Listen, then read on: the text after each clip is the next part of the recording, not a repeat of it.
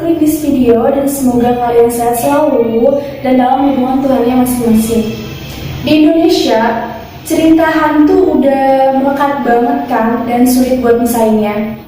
Dan gak jarang juga cerita ini berada di ibu kota Jakarta yang masyarakatnya tuh udah modern. Beda halnya sama di pedesaan yang masyarakatnya tuh masih banyak yang percaya hal-hal mistis dan berbau gaib. Salah satu cerita mistis yang banyak dipercaya sama masyarakat kota khususnya Jakarta yaitu cerita horor tentang kereta hantu Manggarai. Banyak yang yakin kalau cerita kereta hantu Manggarai itu nyata alias real story. Karena udah banyak banget yang jadi saksi dan ngerasain sendiri kengerian dari cerita kereta tersebut. Pada dasarnya aku juga belum sih ngalamin sendiri cerita di kereta itu. Tapi na'udzubillah, ya Allah, siapa juga yang mau ngalamin kejadian aneh-aneh kayak gitu kan. Jadi ini dia beberapa cerita mistis dari kereta Manggarai. Oke, langsung saja.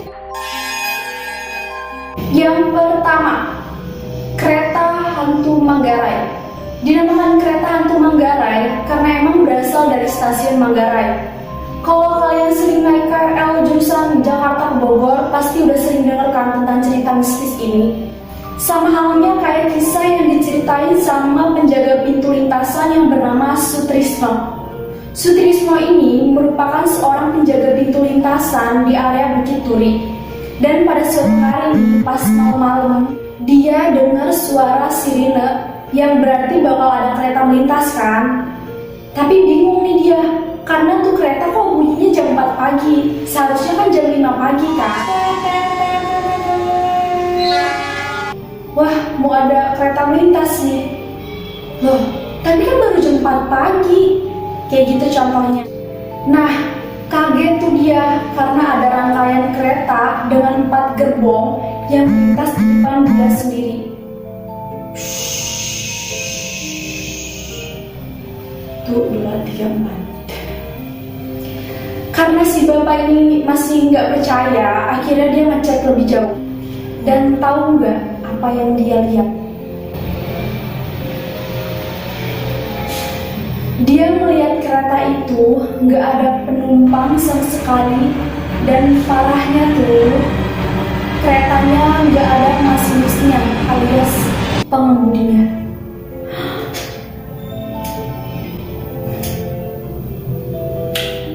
Kereta tanpa pengemudi. Siapa yang jalanin tuh kereta? Serem.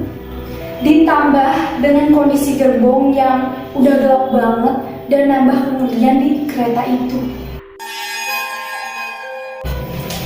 Yang kedua, koran tahun 1953. Kisah selanjutnya berasal dari seorang pemuda yang bernama Slamet.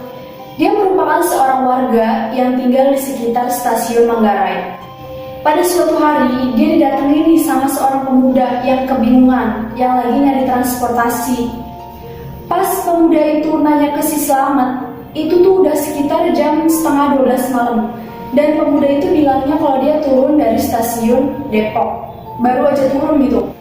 Si Slamet pun ngerasa ada keanehan gitu sama pemuda ini, yang ngakunya sebagai mahasiswa baru di salah satu universitas ternama itu.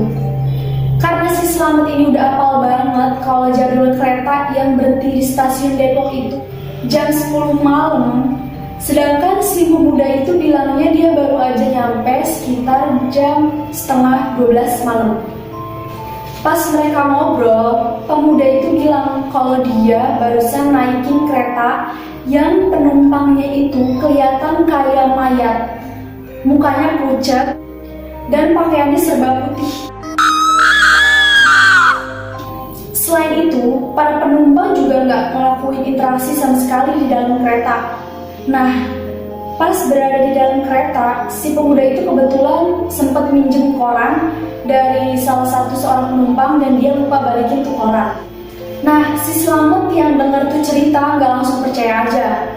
Buat ngebuktiin hal itu, Slamet pun ngajak si pemuda itu buat nemuin seorang petugas kereta api dan nyeritain semua yang diceritain sama si pemuda itu. Si petugas tuh sontak merasa aneh karena dia nggak merasa sama sekali ngeliat kereta api yang datang dari pas jam 10 malam.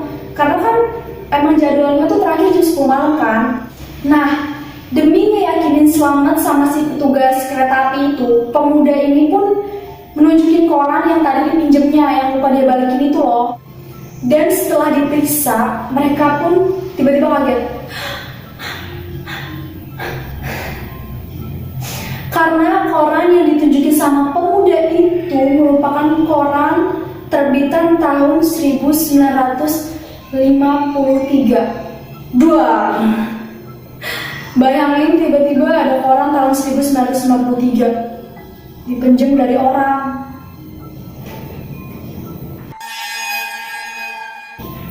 Eko merupakan seorang masinis KRL, kereta rel listrik.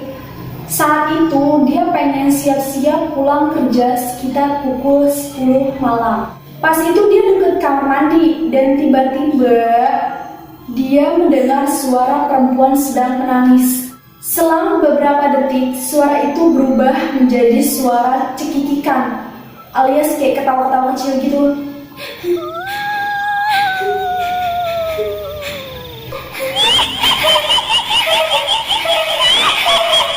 Kayak gitu contoh. Dan sebelum sampai di kamar mandi, si Eko ini melihat sosok perempuan berbaju putih berdiam diri di ujung peron. Peron tuh kayak tempat pemberhentian kereta gitu loh, kayak yang di pinggir-pinggirnya gitu. Cuman si cewek itu tuh lagi di ujung gitu. Pas dia lihat lagi, tiba-tiba itu cewek hilang tuh tiba-tiba ceweknya, nggak tahu kemana. Nah, itu dia beberapa cerita dari orang-orang yang pernah ngalamin sendiri kejadian mistis di kereta Manggarai itu. Dan semoga yang dengar cerita tadi gak ngalamin cerita kayak gitu. Langsung disalik, amin.